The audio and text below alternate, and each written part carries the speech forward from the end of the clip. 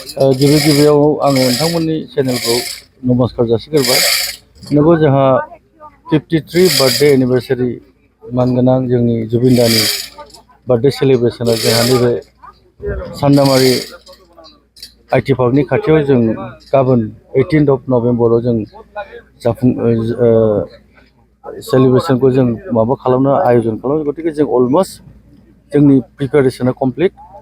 जों गाबोननि बेलायाव बेखौ गाजा गोमजायै जों खालामनो हागोन। साबेसेसो सुबुंफोर मा जानो टटेल बाहाय जोंनि अफिसियेलि 25,000आथ' क्लियार, बे गासिबो गान खनजोबगोन 25,000आ।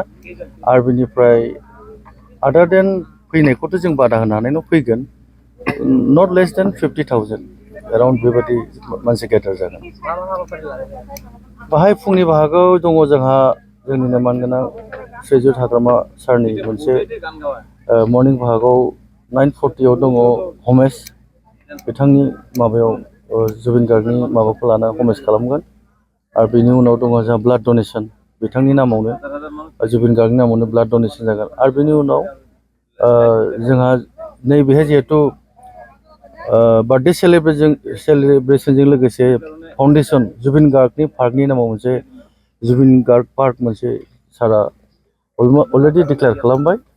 गतिके सारा गावनि जिहेतु साननायखौ गावहा जिहेतु गावनि मोजां मोनसे गावजों जुबिन दाया सम्पर्क दं हिसाबै मोनसे समाव, गतिके सारा गोसोखांनायजों लोगोसे बाहाय मोनसे जुबिन दानि नामाव पार्क बानायनानै सारा दायथ' लाबाय। गतिके सारा बेखौ दायथ' लानायनि थाखाय बाहाय फाउन्डेसन ले जागोन, ओइदिनखालिनो फाउन्डेसन ले जागोन। आरो बिनि उनावहाय फुंनि भागाव उनावहाय जोंहा माबा दं प्लेन्टेसन।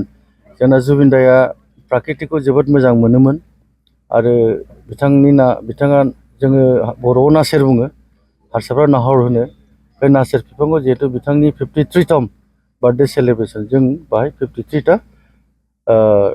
नासेर बिफां जों गायगोन आरो बेखौ जों फोथांनो थाखाय नाजागोन जेरैखि जायाबो। जुबिन गार्गनि मुङाव बेसेबां बिगा हा रेडि खालामनो नागिरदों, माबायदि बे पार्कखौ बबेसिम लेभेलसिम नोंथांमोना खालामनाय? बेथ' सारनि सिन्था धारनासो। साराथ' निस्सय हाग्रामा सारा जेखौ सिन्था खालामो बेखौ खालामखायो। बाहाय जोङो टटेल 58 बिगा दङ, अलमस्ट 60 बिगायानो दं कमप्लिट माबाजोब्बा। जों 30 बिगा जुबिन दानि पार्कनि नामाव होबाय, बाखिखौ जोङो गभर्नमेन्ट सरकारनि आखायाव थाबाय। देनां माबाफोर अनुस्थान फैयोबा जों बाहाय खालामगोन। आरो दाफुंनाया बेनि डिसिसनखौ सारा खालामगोन। निस्सय सारा बेखौ कमप्लिट खालामगोन, गावनि जिहेतु खोथा होदों जुबिन दानि पार्कखौ।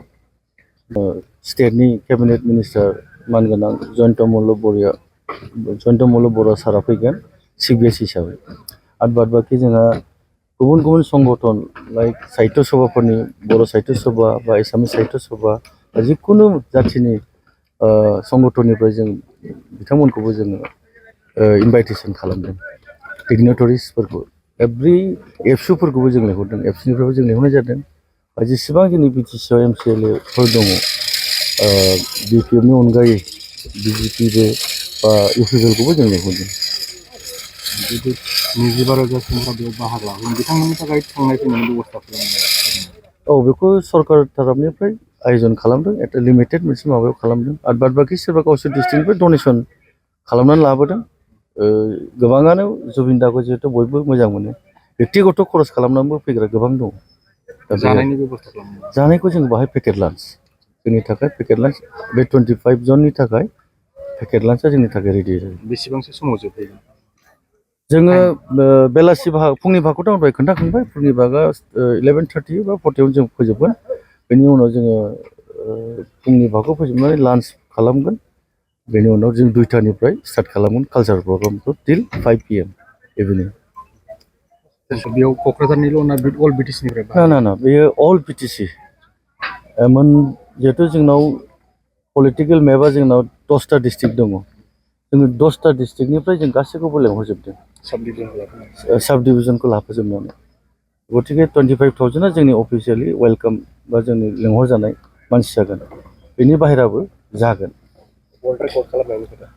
बेथ' जोंहा जोंनिनो क'क्राझारबासिनि बा क'क्राझार जिल्लानि जेसेबां जाथि जन'गस्थि दं मोनसे सिन्था धारा खालामदों, बा बिटिसिनि जेसेबां कालचार सेक्सननि मानसिफोर दं बा हाग्रामा सारनिबो सिन्थाधाराना जोङो बेखौ एसियान वर्ल्ड रेकर्ड खालामनो थाखाय जोङो बे प्रिपारेसनखौ खालामदों। बि